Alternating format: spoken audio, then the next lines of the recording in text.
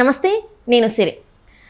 ఒకప్పుడు సినిమాలు అంటే ఓన్లీ నార్త్ అనుకున్నారు, కానీ ఇప్పుడు మాత్రం అట్లా కాదు. మన సౌత్ నుంచి వెళ్ళి కూడా డైరెక్టర్స్ అందరు కూడా వెళ్ళి నార్త్లో అయితే బాగా వేస్తున్నారు. సో అందులో ఆట్లీ గారి పేరు అయితే ముందు వరుసలో ఉంటారని చెప్పుకోవాలి. అతి చిన్న వయసులోనే తను సినిమా డైరెక్టర్ అవ్వడం అయితే మనం చూసాం. సో అక్కడికి వెళ్ళి అక్కడ పెద్ద హీరోస్ ఎవరైతే ఉన్నారో వాళ్ళనైతే ఇప్పుడు డైరెక్ట్ చేస్తున్నారు. సో అదే క్రమంలో ఒక టాక్ షోకి వెళ్ళిన దగ్గర అతను ప్రవర్తించిన తీరైతే అందరినీ అంతే అక్కడ ఉన్న ఆడియన్స్ని అయితే మంత్రముగ్ధుల్ని అయితే చేయడం జరిగింది.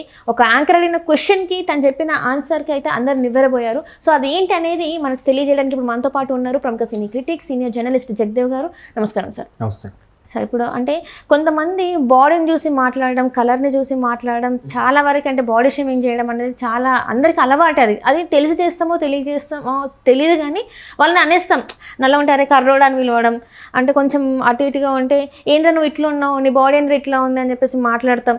సో అలాంటివన్నీ జరుగుతాయి. అయితే ఇక్కడ ఆట్లీ గారికి కూడా అట్లాంటిది ఒక చిన్న అది ఇన్సల్ట్ అనుకోవాలా లేకపోతే ఏంటనేది తెలియదు, కానీ ఆయన రంగు ఆయన రూపం వల్ల కనుక ఆయనలో ఉన్న టాలెంట్ని అదన్నీ అడ్డు కాలేదు. ఈరోజు ఒక పెద్ద టాప్ డైరెక్టర్ లిస్ట్లో ఉన్నారు. సో అక్కడ మాత్రం ఒక చిన్న ఇదే అయినట్టు అనిపిస్తుంది అని చెప్పి సోషల్ మీడియాలో అయితే ఒక వార్త హల్చల్ అవుతుంది కపిల్ గారి షోలో. సో అది ఏంటంటారు అసలు?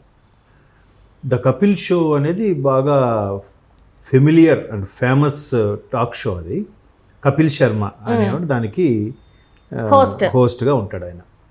అంటే ఇక్కడ నేను అంటే వాళ్ళని కించపరిచే ఉద్దేశం కాదు కానమ్మా, నాట్ ఓన్లీ కపిల్ శర్మ, మన దగ్గర కూడా చాలామంది ఉన్నారు. వాళ్ళకు ఒకసారి పేరు వచ్చేసాక వాళ్ళు ఏం చేసినా సూపరే అన్నట్టు ఉంటుంది జనాలకి.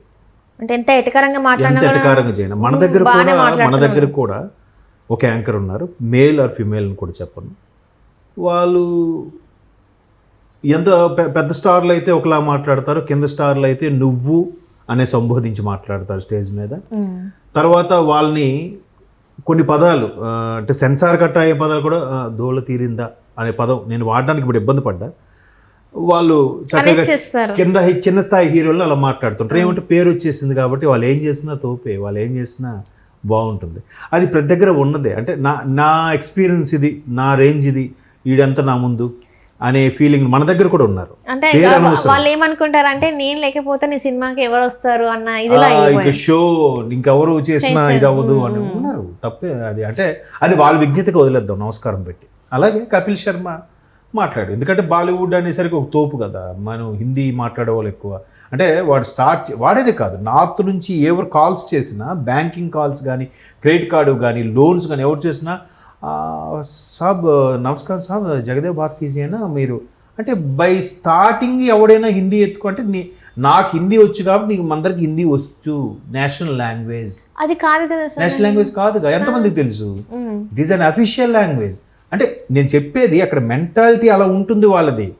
వాడు ఏ ఇంటర్వ్యూ చేసినా ఠీకే చల్తా అని మధ్యలో ఇంగ్లీష్ మధ్యలో హిందీ పదాలు వాడితే తప్పు లేదు, కానీ మన సౌత్ వాడు ఎవరైనా ఇంగ్లీష్ మాట్లాడితే your language related with your mother tongue నా అంటాడు. అంటే నీ మదర్ టంగ్ పదాలు వాడేలాగా ఉంది అంటాడు.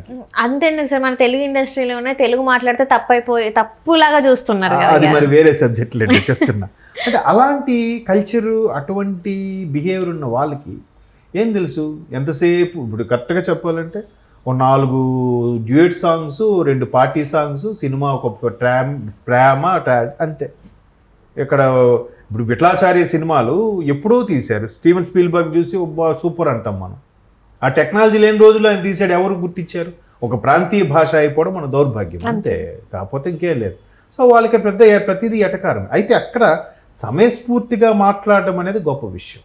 ఇప్పుడు అట్లీని దానికన్నా ముందు ఆయన ఫస్ట్ సినిమా వచ్చేసి రాజారాణి సినిమా. అసలు ఎవరు ఎక్స్పెక్టేషన్స్ అంటే ఆ సినిమా మీద ఎవరు ఎక్స్పెక్టేషన్స్ అని పెట్టుకోలేదు, ఎందుకంటే ఒక కొత్త కుర్రాడు వచ్చిండు ఇండస్ట్రీకి అని చెప్పేసి మాట్లాడు. కానీ ఆ సినిమాకి ఈ రోజు ఈ టీవీల ముందు కట్టేస్తుంది అందరినీ. ఇంకోటి ఏంటంటమ్మా, ఇప్పుడు మురుగదాస్ గారు ఆయనకు అవకాశం ఇచ్చారు, ఆయన అదే చెప్పాడు. మురుగదాస్ అనే వ్యక్తి గజని ఎలా ఉంటుంది, యాజ్ ఇట్ ఈజ్ మనం చేస్తే అబ్బా సూర్య అలాగా ఎవరు చేయలేరురా అనుకుంటాం. ఆ హిందీలో అమెరికాన్ చేస్తే అమెరికాన్ కూడా బాగా చేశారురా, అది వాళ్ళు చేసి ఇది చేస్తే అమెరికాన్ అంత బాగా చేయలేడు కాదు, సూర్యలాగా అమెరికాన్ కూడా చేయలేడు నాకు అనిపించింది చెప్తున్నా. సో మరి ఇదే వాళ్ళు గొప్ప, ఇది అప్పుడులో పాన్ ఇండియా మూవీస్ ఉంటే ఇదే రిలీజ్ చేస్తే ఏ రేంజ్లో ఉండేదో ఏంటి గొప్ప. కళని కలగానే చూడండి అబ్బా. మరి చిరంజీవి గారు అంత హట్ అయింది ఎందుకు? అవార్డు తీసుకోవడానికి వెళ్తే మన తెలుగు పోస్టర్ కూడా లేదట కనీసం ఎక్కడ. ఎట్లా తెలుస్తుంది ఇంకా ఎంతసేపు అలా కాదమ్మా. ఎవరెవరు ప్రియాంక చోప్రా గారికి పద్మశ్రీ ఇచ్చేసారమ్మా, సైఫ్ అలీ ఖాన్ గారికి పద్మశ్రీ ఇచ్చేసారమ్మా. మన దగ్గర జయసుధ గారికి ఇంతవరకు లేదు. చంద్రమోహన్ ఆయన చనిపోయాడు, ఆయనకి ఎవరికి లేవు. అంటే ఎంతసేపు నటులు అంటే వీళ్ళకి భాష రాదు కాబట్టి వీళ్ళ యాక్టింగు వీళ్ళు ఇది తెలియదా? సో అదే ఆ రుబాబ్ మీద కపిల్ శర్మ కూడా అడిగాడు, తప్పే ఉంది. ఆయనకి ఒక్కొక్క షోకి మొత్తం లక్షలు ఏంటమ్మా, పెరానం 4 crores ఎంతో అంట ఆయన ప్యాకేజ్, తెలుసా? ఓన్లీ ఆ షో వరకు. ఇంకా బయట నుంచి వచ్చే వేరే. మరి ఏంటి అసలు? అంటే ఒక వ్యక్తిని కించపరిస్తే ఇన్ని కోట్లు సంపాదించవచ్చు అనమాట ఒక షోకి వచ్చిన వాళ్ళని. అది వాళ్ళ విజ్ఞత, అది వాళ్ళ సంస్కారం. అంటే ఇప్పటికీ కూడా ఇంత 2024 ఇంకా అయిపో కూడా వస్తుంది, 2025 వస్తుంది. ఇంకా కలర్కి బాడీలో అంటే బాడీ ఒక రకంగా ఉంటేనే 6 pack ఉంటేనే మనుషులు, కలర్ వైట్గా ఉంటేనే మనుషులు. అంతే అంతే ఇంకా కదా. వాళ్ళలో ఎంత టాలెంట్ ఉన్నా వేస్ట్ అంటారు. అంటే అది ఒక్కొక్కరు ఒకళ్ళ గొప్పతనాన్ని తట్టుకోలేక వచ్చిన మాటలే అది. సో దాన్ని కూడా ఆయన చాలా చాకచక్యంగా చెప్పాడు. నా స్టోరీ నరేషన్, టేకింగ్, డైరెక్షన్ బట్టి ఇచ్చాడు అవకాశమే తప్ప నాకు నా కలర్ చూసి నా బాడీ లాంగ్వేజ్ చూసి ఇవ్వలేదు వాడు. అంతే కదా. ఈరోజు అబ్దుల్ కలాం అందగాడా చెప్పండి అమ్మా, ఈ రోజుకి చెప్పుకున్నా. మదర్ తెరీసా అందగత్తా కాదు కదా. అంటే ఇంకా వాళ్ళు అక్కడే ఉండిపోయారు. అది వాళ్ళ మెచ్యూరిటీ లెవెల్స్, అది వాళ్ళ మెచ్యూరిటీ లెవెల్స్. కాకపోతే మన దగ్గర ఇంకో దౌర్భాగ్యం ఏంటంటే ఎవడైతే ఇంగ్లీష్ బాగా మాట్లాడతాడో వాడికి సబ్జెక్ట్ ఉన్నట్టు. English is a language, that is not a knowledge. మన దగ్గరే ఉన్నాడు. మొన్న ఎవరో ఒక ఫారిన్ లిటరేచర్ వచ్చాడు మన, అంటే ఇక్కడ వెళ్ళి ఎన్ఆర్ఐ స్థిరపడి మళ్ళీ అనుకోవచ్చు. ఆయన ఇంటర్వ్యూలో చూస్తే ఒక్క భారతీయుడు మాత్రమే ఆడి ఇంగ్లీష్లో మాట తీరుని బేరీజు వేసుకొని వాడి టాలెంటే కాదని నిర్ధారిస్తారంట. పని ఇచ్చిన తర్వాత పనితనం చూడు. అది లేదు మన అదొక ఇప్పుడు అంటే అండ్ సో అని మాట్లాడితే అబ్బాయి ఇడు పోషరా అంటే ఇంగ్లీష్ మాట్లాడితే పోషరా. ఇంకా అందులో కూడా అండ్ సో అని కాకుండా కొత్త పదాలు యాడ్ చేసి మాట్లాడితే వాడు ఇక తురమే. కొత్త పదాలు కూడా కాదు, పదం పూర్తిగా పలకడం రాక ఫెబ్బు సెప్పు ఇలాగ అనాలన్నమాట.